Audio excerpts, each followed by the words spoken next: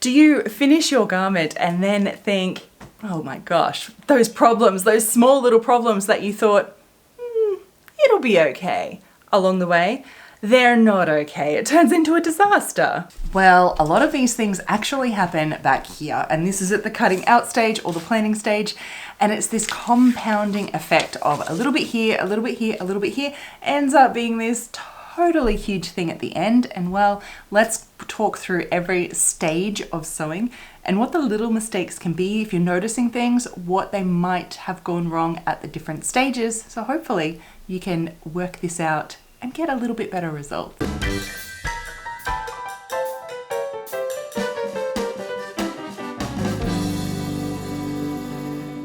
Welcome back, my sewing friends. For those of you on your first time here, welcome. My name's Evelyn Wood and I'm the creator of VintageSewingSchool.com. And here on this channel, we talk everything about garment sewing so you can create the clothes that you really want to wear and that fit well. So hit the subscribe button if you haven't already, because you'll get lots more videos all about this, and I'm linking up so many in today's video, because what we're obviously talking about is when you finish your garment and then you think, oh my goodness, like all these problems like are there. And I was thinking about like why this happens is because of this compounding effect when we have small little things along the way that we often think, it'll be fine, it'll be fine. And then you get to the end and you realize it's not fine, it's not fine. And so it's kind of just to talk about, and let's go through each stage, you know, the fitting stage, the sewing stage, the cutting out stage, all the things that sort of could happen at those stages. Or looking at, I should say, we look at the problems that you have at each of those stages and where those little problems could have actually started with earlier on. And now when we have these problems, of course, it's often a little bit of this, a little bit of this, and a little bit of this through every stage.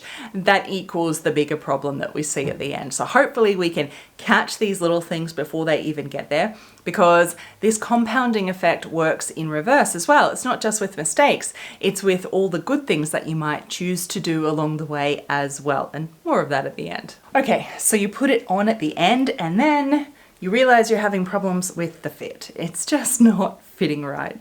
So there are many reasons why this could have happened, of course. It could go back to the sewing stage and you possibly had incorrect seam allowances you were sewing with it.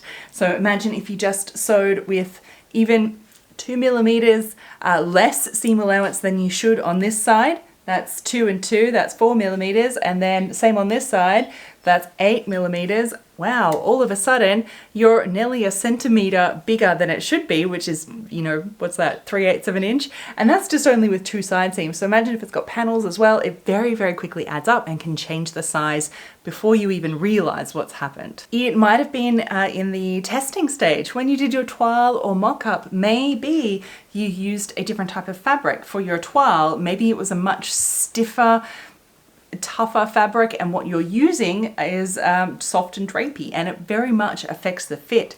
Even though it's all been sewn good, everything's been cut out right, it's just the different fabrics affect the fit as well. And so that's where your mock-ups are obviously like for like, and we've talked all about that in other videos, of course, as well.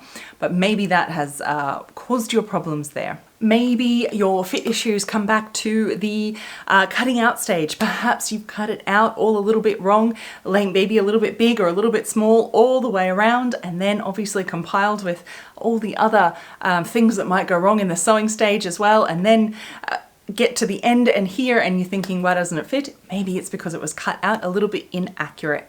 You'd be surprised how much those little pieces, those little amounts here and there all add up, or to minus out if it's maybe too small. And of course, it might actually go back to the pattern size selecting stage where possibly any of the one issues could have happened.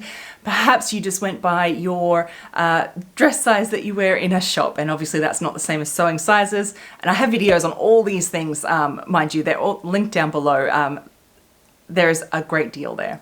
Maybe it was that you did your body measurements, but then you didn't realize there's this magical thing called ease, and so it's way too big, and you now know maybe that you know, you can decide what ease that you want. So maybe it goes all the way back to that issue in just selecting your size from the start. And again, tons of videos on that already, so go there for all of the ins and outs of that particular problem. So you finish sewing it and you're looking inside, but what you're really having problems with is like just messy looking finishes, and well, it just looks a bit meh. What could cause this? It could be back in the sewing stage where you might have skipped steps like understitching and stay stitching. I've linked videos here, I'll link them down below on understitching. It'll change your life, I promise. If you don't know what that is, don't skip steps like those. Maybe also something like using the wrong needle could leave puckering everywhere, skip stitches in knitwear. Something simple like the wrong needle can make just a really, let's say, ugly finish at the end. Maybe it goes back to the testing stage. Perhaps you didn't actually test the stitches and the finishes that you were going to use on the actual fabric that you're going to use here. And so you're kind of learning how to do it or figuring out what settings you need or what looks best on your actual garment. And of course it's going to leave a less than maybe, you know, the result that you want in the end. So doing all of your testing first, of course, means when you come to your real one here, you've worked it all out and you've got a great result. Helps minimize that sort of messy looking finishes. Of course, it could go back to when you're actually cutting this out and maybe you didn't mark in your notches properly or inaccurately, and so you didn't have enough of those sewing guides, i.e. the notches, to actually put the garment together. And so then you've been trying to ease in you know, pieces where they shouldn't be, or you've cut it out a little bit inaccurately, so a little bit extra here, cut there, a little bit wonky there, and both of these mean that you're trying to ease in sections and make things fit that actually don't because they've been cut bigger, and then you get puckers, then things just don't match up. It just starts to all get a bit messy. Could go back to that. It could also actually go back to the pattern selecting stage, or actually even before that, is maybe the actual sewing instructions that you've been given are just a bit, well, very poor instructions. Maybe it's just a very easy way to sew it together, but not necessarily the best, and so you're never going to get the best result. And of course, that is what the whole goal, I think, of what we all do is we want to be able to choose, and this is what I want for you, to be able to choose your own sewing finishes, your own sewing techniques, even your own construction methods to actually put together the garment that you want in the quality and look that you want. That's my goal for you. I know that's what you want too, to choose. That is my whole philosophy and the way that I look at sewing and what I want to do and how I teach my students, members at Vintage Sewing School. So if you are interested, that piques your interest and that's what you want to do too, come join me, vintagesewingschool.com. I'll leave some links down below. What about when you're sewing it together and you just find that your seams don't match, your pattern pieces aren't matching, like nothing just seems to be working out or going together as it should? This is very, very common, and this is one where every little bit does count. So you might be encountering this problem whilst you're sewing it because many reasons. One of them can start at the sewing stage, and that is that just slight inaccuracies with your seam allowances make a huge difference. So, you know, a millimeter on this side, a millimeter on this side, and the other pieces together, that's 4 millimeters already. And then, you know, you've accidentally, on top of before this, cut it out a little bit inaccurate as well. And all of a sudden your seams don't match by like, you know, way off a ½ inch or centimeter or so. And it's just like, how is that going to happen? Another reason things don't match is you might not have stay stitched areas. I know, I'm preaching to the choir. You know this. Things like your neckline area here must be stay stitched because this is on a bias cut and it will stretch out so easily, and your facing will never match if you don't stay stitch it. I've made videos on those before, of course, so make sure you watch those. Problems could have come out in the testing stage because maybe you didn't test at all. So testing the fabric and the performance and just how it moves and handles, how it fits, plays all a big difference. So it does play into how things match up, because if you did a toile, you would have noticed that your pattern pieces don't match up at that stage to be able to not be right here with your good fabric and realize this problem. Maybe the problem started when you're cutting out, of course, as well. Cutting out inaccuracies, a little bit on this side, a little bit on this side, as we just talked about, all adds up, and a little bit through each stage adds up to a huge amount. Maybe you didn't actually mark your notches in properly. Notches are very important because they are points. They're sewing aids and guides. So they're points on the fabric here that are meant to match up.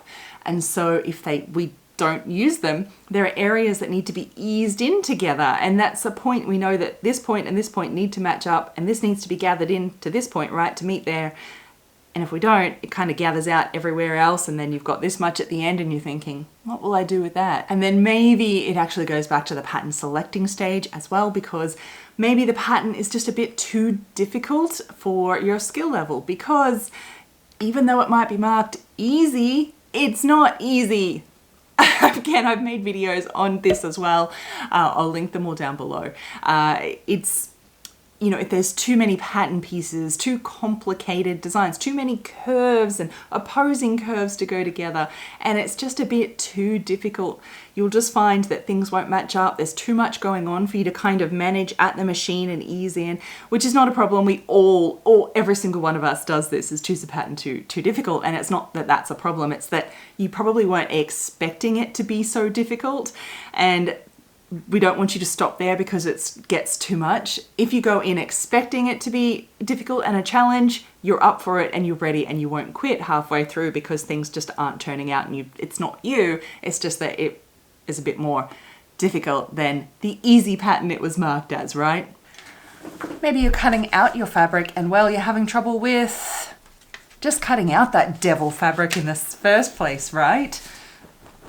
Something like this. We've talked about a lot of things that could go wrong at this stage that impact and have a bigger play later on. Some of the things that you might notice that you're having trouble with now is, as I just said, cutting out the actual fabric. So maybe it's the way that you're transferring your pattern pieces basically to the fabric. So you can pin them down and cut around. You can trace around with some chalk and then cut around that. You can use all different types of paper interfacing, the little tissue interfacing type fabrics, all sorts of things. You can use scissors, you can use rotary cutters. So there's many different techniques and types of equipment that you can use that maybe is more appropriate for the type of fabric that you're cutting with. For example, slippery fabrics definitely require more consideration than, say, a quilting cotton. Things like interfacings and collars and small little finicky little areas like this, sometimes you're having trouble with those in that it's that you need to block fuse. This is a life changer. If you don't know what this is, block fusing is it's something that my students in Vintage Sewing School tell me is life changing all the time. You need to fuse your fabric and your fusing together first, and then you cut out your pieces, right? Versus piece fusing, which is you cut your fabric, then you cut your interfacing, and then you fuse them together. It's too hard on small parts, so block fusing might be something that can help you out. Still having all the troubles that you might be encountering with cutting out your fabric could go back to the pattern selecting stage, and that you just have chosen a too difficult fabric for your skill level, which, by the way, we all do that to begin with, in that it's just too slippery, too drapey, too stretchy, and it's just a bit beyond what you're able to kind of manage, or you just weren't expecting it to be so difficult because you didn't even know that there was a difference, which we all go through that stage. And then of course the stage before this is the planning and selecting stage, which everything really snowballs from there. So as you can see, I think you're really starting to notice now just a little bit of inaccuracy, a little bit of not so great choices at these early stages. And as little bits of inaccuracy add on each of the stages, it turns into a huge big problem at the end that you can't really do much at that point. But on the plus side, every good choice that you make, every extra time that you spend doing something and doing something well, all adds up to each stage to really make something fantastic. And that is what I want for you, and I know that you're going to do. Because remember, this compounding effect works in the positive as well. Tell me below, I'd love to hear what have you had, like what compounding problem have you had the most trouble with? I'd love to hear it below because I might just make a video about it. Thanks so much for watching. I've linked down below a video on the pattern, like the planning of a project, because I think that will really, really help you next up. Good addition to this video. Thanks for watching. Until next time, my sewing friends, bye. Happy sewing. Bye.